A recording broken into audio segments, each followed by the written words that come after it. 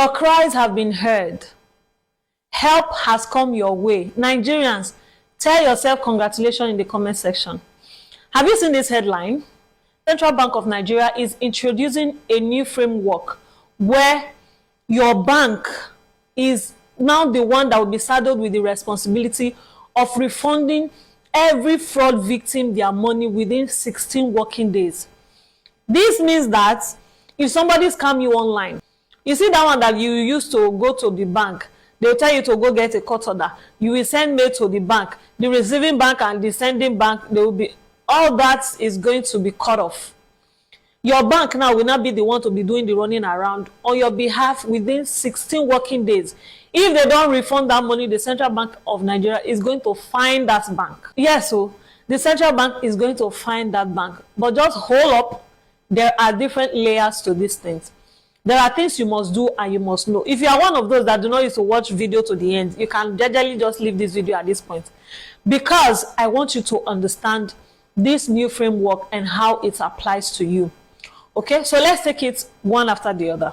This new rule comes as fraud in Nigeria financial sector continues to increase.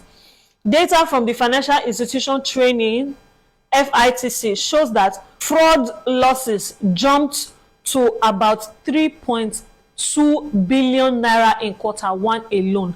That is around $2.2 million. Nigerians have lost about 3 billion naira to fraud, to scammers online, pretending to be who they are not. So the central bank released this draft guideline that is dated 26th of November 2025. That was last week here, for handling authorized push payments.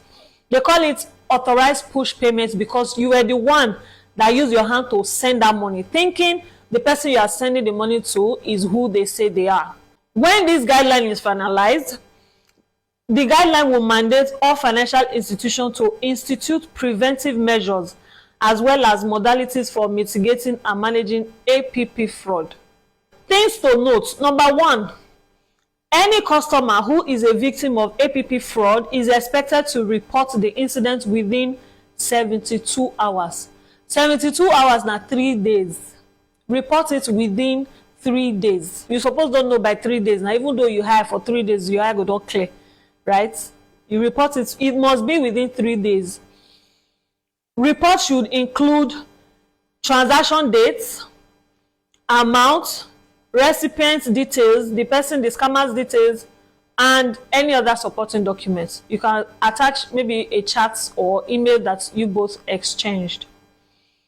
Banks must now acknowledge the report within 24 hours and launch investigation immediately.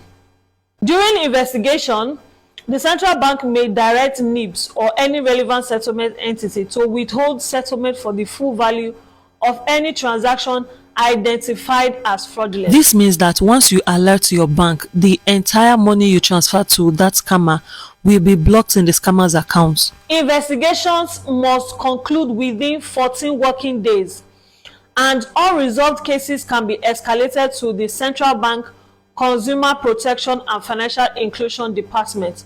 Reimbursements are to be made within 48 hours of investigation conclusion. So once they finish their investigation, bank to bank, the two banks, they are going to credit you within 48 hours of their resolution. When an APP incident involves more than one financial institution, the originating financial institution must start an investigation and notify the other institution within 30 minutes. That means if the scam or the fraud is involving 3 banks, the bank where the customer sent the money from will notify the other 2 banks and say, let's work together, oh, let's work hand in hand and refund this money and get this money back. And that must be done, initiated within 30 minutes of you reporting. If a bank fails to flag or freeze the fraudulent transaction due to inadequate system, that bank will bear the costs. That bank will bear the costs. Where no bank is at fault and the customer is also not at fault, bank must share the refund equally. That is, the 3 banks, they will gather money together and pay you back your money. Who gets a refund and who does not get a refund? Customers are eligible for refund when they report the fraud within 72 hours and cooperate with investigations. That's if they ask you for any supporting document, you must be willing to provide it. Customers are not eligible for refund if they acted fraudulently or negligently. For example, somebody say you should send him 50,000, that they are going to credit you $2 million. It means you yourself, you are fraudulent. You will not get a refund in this case. That is what it means. Customers are not eligible for refund if they fail to report the fraud case after 72 hours and if the transaction predates the guideline effective date. That is, if you are sending your own report to the central bank today, they will not go answer you. Exception to the 72-hour rule applies if delay were due to illness or unavailability of reporting channels. This means that if you were sick, the person that lost the money, if the person became sick or got injury, or the case is because of a bank staff negligence or internal control failures. For example, you went to report to your bank that somebody scammed you online and they asked you to fill a form, and the bank staff put the form under his door, he did not attend to it. That one no go concern you. Your own is to get the money. That issue is going to be on that bank and the staff. Failure to conclude investigation within the set time frame without justification will now attract regulatory sanctions. That bank is going to face sanction from the Central Bank of Nigeria. However, providing false information, misleading information, or incomplete information to the Central Bank of Nigeria will attract sanction on both you where they mislead CBN and your bank. For example, you go collect something from OS Olosho and you can't go lie say the person scam you, or you and person get quarrel, you just go report to CBN or you just go report to your bank that is a fraudulent transaction. You that went to report and your bank, you will face strict sanction. This is the sweetest part of this guideline. The draft guideline is currently open to comment from financial institutions and the public for 3 weeks.